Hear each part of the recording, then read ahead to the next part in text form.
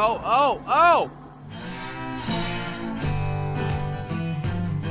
Welcome back, everybody. We just got one load left to feed today, and then our truckers are picking up the last of the hay that we got down at that piece of land that we rent, and then we're gonna finish up that field of corn that we were working on yesterday. But we also gotta set up the auger before we get going, since we filled that bin completely full. Next 4 days, the high is up in the 80s, which is pretty nuts for October. It's pretty dirty.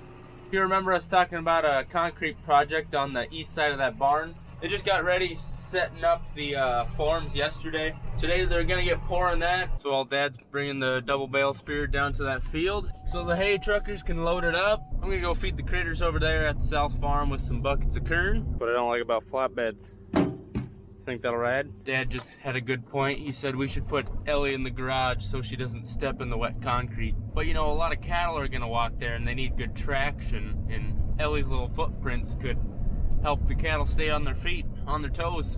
Maybe we should get more dogs and let them walk all over the concrete, huh? So they got 3 trucks here picking up, how many bales they put on a load? 32? 34? Hey, why the long face?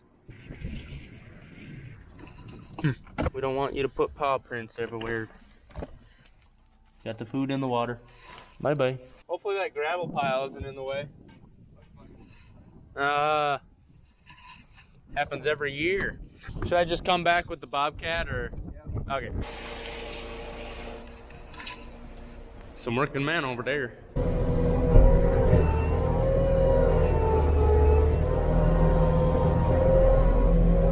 Keep going.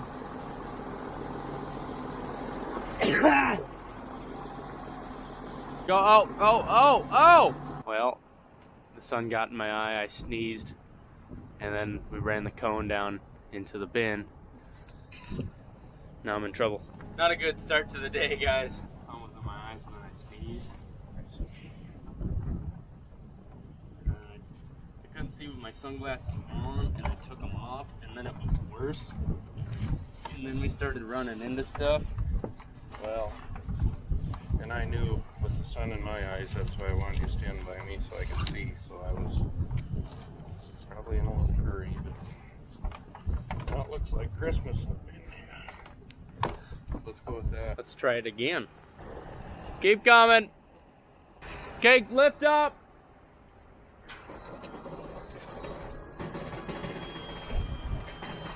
Okay, keep coming. Go that way. About 8 inches. Hey, that's worse. We gotta get that. We gotta get the cone to the east.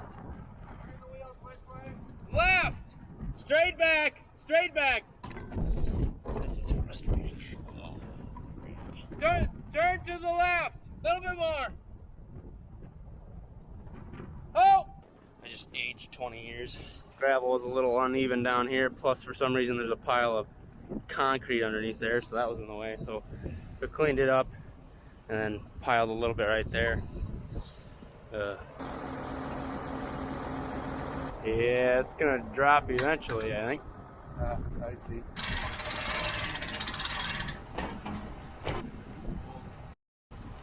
We got all sorts of problems. Now for some reason it's catching the middle. I don't think I want to farm today.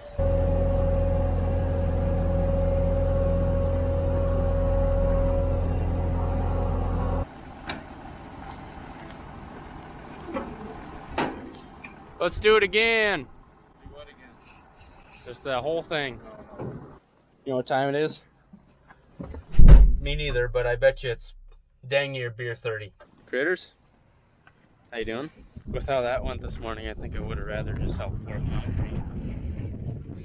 Corn's not bad. It's not enough. Well, I hope everything's good now. I think we got that auger set up pretty nice. It just took a while. So we just had an early lunch. It's 11 o'clock. We didn't want to harvest for just a little bit and then have to go find some food. And I'm pretty excited to just sit in a tractor and combine for a while. Look at this. Cab corn. Alrighty.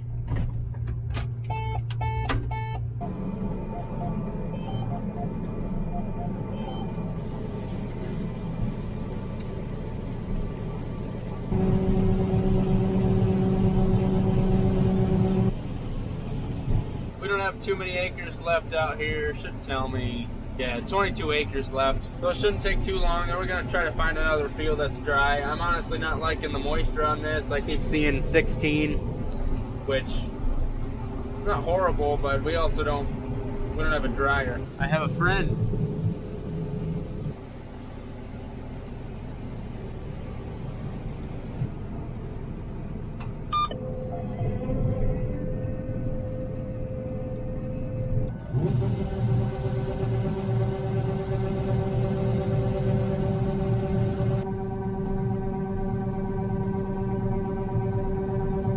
So after it starts telling me that the tank's 3/4 full, we start looking up over here, looking at that window, because once that starts getting full, we're getting really close to completely full. And when this thing tells you that you're actually full, you're like full, like you gotta stop. I can go a little bit further. There's still some daylight in that window. Now it's covered up. I think once I dump in that grain cart, that's gonna be like completely full, and I'm gonna have to go dump into the truck after that. I'm guessing that's 48,000 pounds. In a previous video, some people were asking if the whole stock goes through the combine. It's pretty cool how these things work. So these right here are spinning, and you can see they're kind of like a screw, and so it pulls in the stock. All right, just like that. And then once it gets to this, I don't know, I want to call that a flute. Those pull, I can't shove it that far, but these things pull the stock down, and then the ear hits on what's called the deck plate right here. So this whole stock gets pulled down, and then when that ear hits the deck plate, basically the only thing going into the combine is the ear itself, and then a few loose leaves. Oh, only 46,500. That's disappointing. I can hear the tires sighing in relief after this, all that weight. They were squatting hard. Kind of think they both could use a little bit more air. So Jeff's back, he's running grain cart for a little bit. Dad's just, there was a couple bales left that the truckers couldn't load up. So Dad's picking those up. He'll be back here shortly. Like I was saying earlier, if you watch each stock, it shoots down. And then when the cob gets to those deck plates, it doesn't fall through and it goes into the header. I think we're getting pretty full.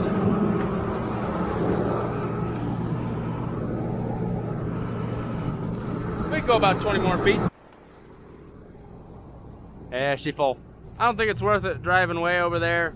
Dad'll be back here shortly. We'll dump this. I suppose I'll take over on the grain cart. Corn looks pretty nice. That's kind of cool. Just a big freaking auger.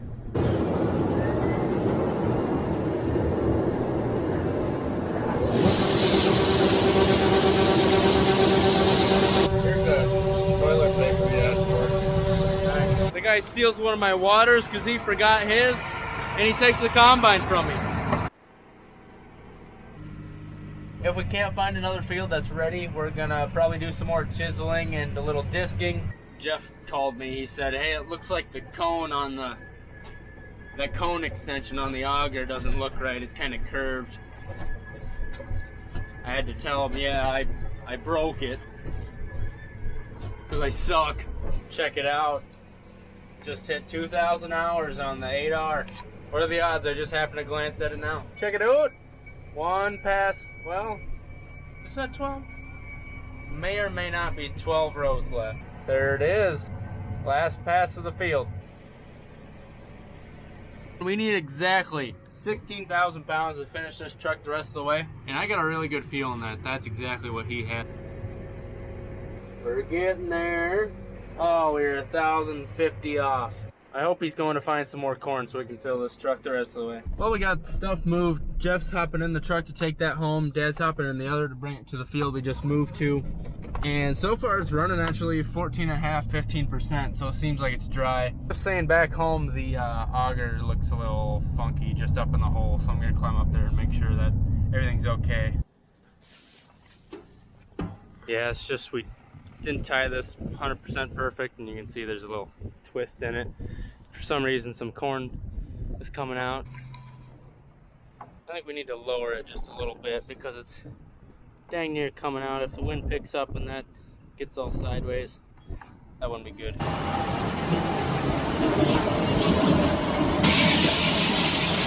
if something goes wrong and that starts causing more of an issue, we do have another cone. It's smaller, not as long and not as wide, but we can try and see if that will fit. Here's a field that Dad's taking the end rows off right now. There's 5 different hybrids in there, ranging from some like 98-day corn, I think, and all the way up to 105-day corn. Back to the office. Dang kosher. Oh my. Them weeds, they're unforgiving. Burning slip clutches today. Oh, yeah. I think that's good. Now at the end of this field is where I got stuck. You can see we got a giant drowned out spot. And I was trying to get in here, till it up, dry it out a little bit. And it was over there, yeah, along that deeper slough. Right there is where I got stuck with the 9230. I didn't have my camera with me that day, so I didn't get on camera. You may not have even known that I got stuck with the 4-wheel drive, but luckily Dad was actually fertilizing out here at the same time, and so he unhooked and pulled me out, and it wasn't too big of a deal. This field is not doing anywhere near what the other one was doing. Kind of disappointing. I think part of it is because this side is, I don't know, this field doesn't lay the best. I was gonna say this side's wet, but there's wet spots throughout this whole thing. This one might be a disappointment. Even with this lesser yield, I'm having a hard time keeping up. We got some big old pluggage going on. Always getting out, we get to dig. Woo! Holy buckets.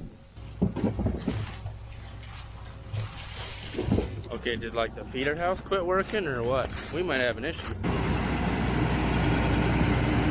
Something break? Yeah. To me, it seems like the feeder house quit taking corn, but that says the header quit or kept running. Might be something underneath here. Oh, belt's still there, it looks like. Yeah. So maybe it's that chain on the other side. Okay. Yahtzee. Ooh. Ooh. Oh. Oh my. Oh, and it's hot. Uh-oh. We're in a fire warning. And there's... Yikes. It threw itself off, and then it dug into here for a while. I don't know. You can see that's definitely got really hot. That's what it smells like. It's burning. Oh. But doesn't it look like this whole sprocket slid? Oh, that's why it wore. Okay, so that started... Okay. Is there a set screw underneath there? Probably. That's sliding out. Yeah. Until it broke our chain. Yeah, so you can see there's right down in here that it's different color. Yeah. This whole sprocket started coming out. Oh, I thought you were telling me. I know. No, I know what you know what I'm talking about. And then so there must be another lock, maybe.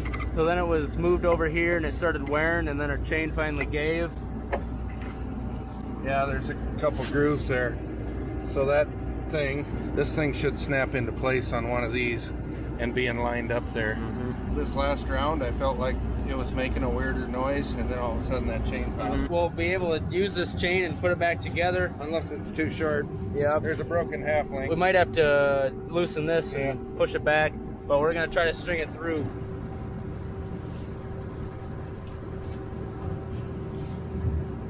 The reason I looked back at the back of the combine, when I heard that bang, I thought that big rotor belt broke, because it sounded like that, but it was this.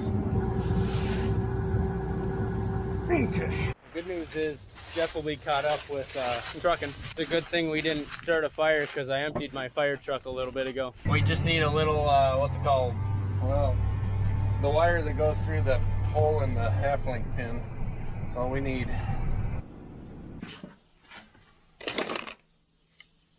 Stuff in there. So we're hoping we just put that little pin in and then tension this up a little bit, and we'll be ready to go.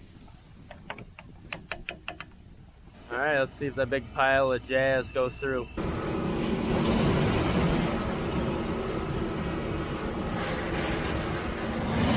Just launching it out the back. We're back, baby! We are ridiculously lucky. You guys saw how black and charred that one piece got. It got really hot. We could smell it. It could have been sprinkling sparks across here, and we are currently in a fire hazard warning area. That's a lot of words. Fire hazard warning area. Whatever the right terminology is, but you know, if it would have caught, there's a good breeze today, that would have been a mess. We're super lucky. For some reason that one sprocket moved and it got things off, and that's how the chain tore off. I don't know. It's weird that happened, but we're back rolling. We're getting diesel right now. Brooks Oil came out. They're getting that stuff filled up for tomorrow and the following days. Dad's gonna finish filling that semi. I'm gonna take off. I guess the shear bolt broke on that auger, so I'll just go see if I can help Jeff out. And then of course got some chores to do. And when we're emptying those trucks, the trap's open pretty far, so I'd imagine if a shear bolt broke, there might be a little bit of corn on the ground. Okay. How'd that happen? Just went? I turned it on. Turn it on. I see. Okay. I guess it was its time to go. I guess.